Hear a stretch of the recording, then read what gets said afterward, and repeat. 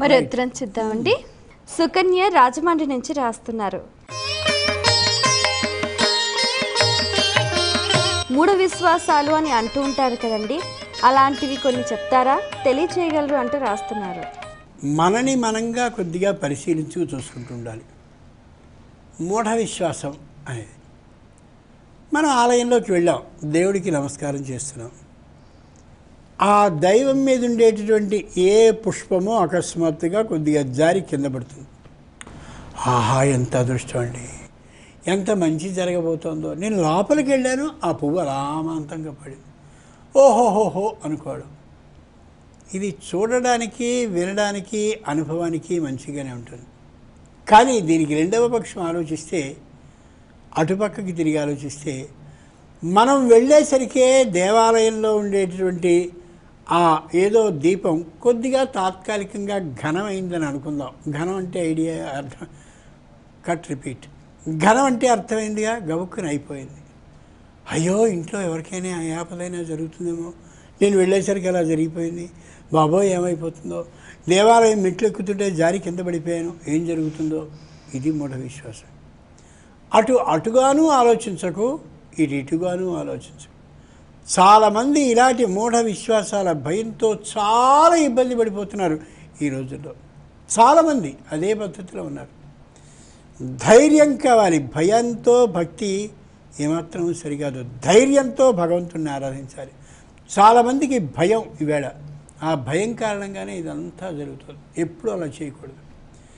యథార్థమైనటువంటి విశ్వాస బుద్ధితో మనం చేయాలి. కొబ్బరికాయని కొడతారు, లోపల కుళ్ళిపోయి ఉంటుంది. అబ్బో, గర్భవతి మా అమ్మాయి, కుళ్ళిపోయి కనిపించింది, ఏం చేయాలి?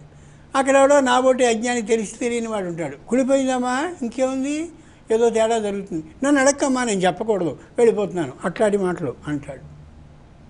ఆ అమ్మాయి అక్కడి నుంచి ప్రారంభమై కాన్పు వచ్చేంత వరకు నరకయాతన పడుతుందా పడదా? ఒకసారి ఆలోచించాలి. అలాగే మామూలుగా పెళ్ళయింది, పెళ్ళైన తర్వాత కోడల్ని ఇంటికి తెచ్చుకున్న తర్వాత దురదృష్టవశాత్తు ఏమైనాతో మరొకళ్ళో కాలం చేశారు. అంతకుముందు నుంచి వాళ్ళు ఏదో వ్యాధితో ఉన్నారు, లేదు అకస్మాత్తుగా మరణించారు. కోడలి పిల్ల గడప దాటొచ్చింది, ఏదో జరిగిపోయింది, తప్పు. ఆ అమ్మాయిని ఇష్టపూర్వకంగా చక్కనైన సుముహూర్తంలో కాలంలోనే స్వయంగా మన ఇంటికి తెచ్చుకుంటే ఈ నేరం ఆవిడ మీదకి నెట్టడమా? కొంతమంది మా కోడలు వచ్చిన వెళ్ళండి బ్రహ్మాండంగా, అదిగో ఇవి కొనుక్కున్నాం. దీనికి పొంగిపోనూ కూడదు. అలాంటి దురదృష్టకరమైన సంఘటన జరిగినప్పుడు కుంగిపోనూ కూడదు. అంచేత శుభాన్ని అశుభాన్ని రెంటినీ కూడా ఇటువంటి వాటికి ముడిపెట్టి శుభం జరిగితే అబో ఎంత గొప్పది కోడలు అనడం, అశుభం ఏదైనా జరిగితే ఆ అమ్మాయికి ఆలుపెట్టాక అని అనడం, ఇవి సరికాదు. కొంతమందికి సంతానం కలుగుతుంది. సంతానం కలిగిన తర్వాత భార్యాభర్తలు విడిపోవడమో లేక ఏవో దురదృష్టకరమైన సంఘటనలు జరుగుతాయి. ఆ చిన్నపిల్లలు ఇదిగోండి, ఆ అమ్మాయి పుట్టిన తర్వాత ఇట్లా జరుగుతుంది, ఏం చేయమంటారు? తప్పది. వాళ్ళు దైవంతో సమానం.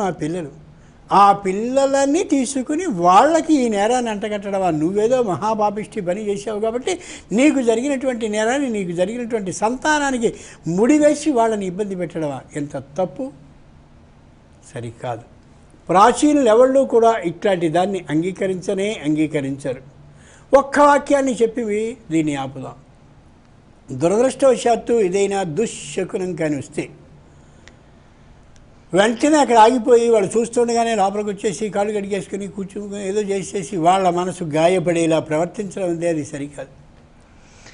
అలాంటి దురదృష్టకరమైనటువంటి శకునమే వచ్చినట్లయితే యశివో నామరూపాభ్యాం యా దేవి సర్వమంగళ తయో సంస్మరణాత్ పుంసాం సర్వతో జయమంగళం.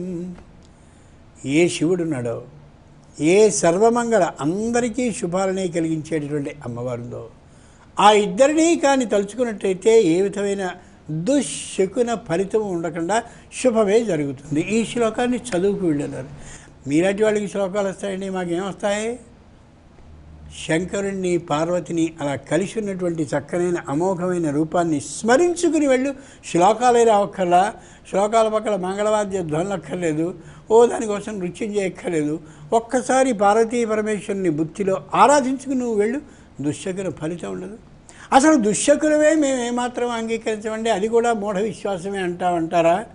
కాదు. దుశ్శకునానికి ఒక ఫలితం అనేది నిర్ణయింపబడుతుంది. కాబట్టి ఆ దుశ్శకున ఫలితం లేకుండా ఉండడం కోసం ఈ విధంగా చదువుకోవాలి అని చెప్పారు పెద్దలు.